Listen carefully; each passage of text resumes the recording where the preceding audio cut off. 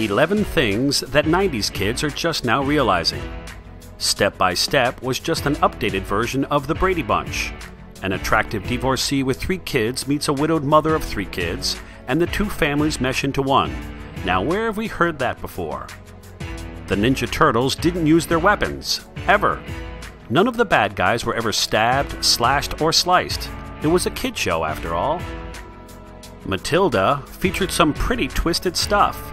The terrifying Miss Trunchbull not only force-fed children cake and flung them around by their pigtails, she also shoved them into the chokey for hours at a time. Our Beanie Babies aren't worth a dime. With a few possible exceptions, the expansive Beanie Baby collection that you amassed as a preteen isn't going to make you a millionaire anytime soon, but you might want to leave the tags on just in case. Danny Tanner was not what he seemed. Much to our surprise, we would grow up to discover that in real life, Bob Saget is actually the antithesis of Danny Tanner. He's raunchy, vulgar, and downright offensive in his stand-up routines, and many of his movies. Not to mention he curses like a sailor. Hocus Pocus is still awesome.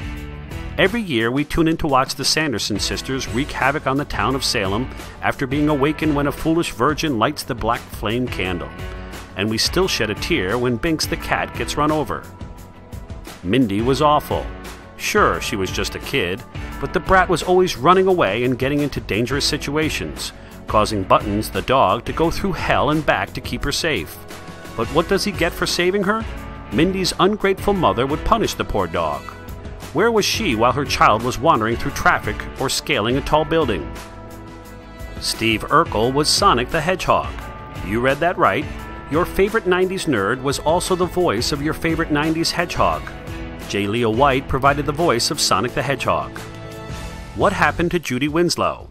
Supposedly, as Steve Urkel got more popular, the producers decided poor Judy was simply dead weight. Her character was cut, and the cast acted as though she never existed. Eerie. We ate a lot of fruit snacks. This highly processed, sugary leather provided our daily serving of fruit all through grade school, and they're still delicious.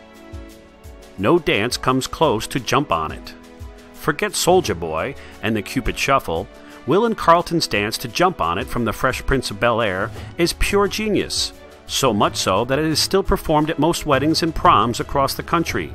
Angry pelvic thrusting meets happy skipping will stand the test of time.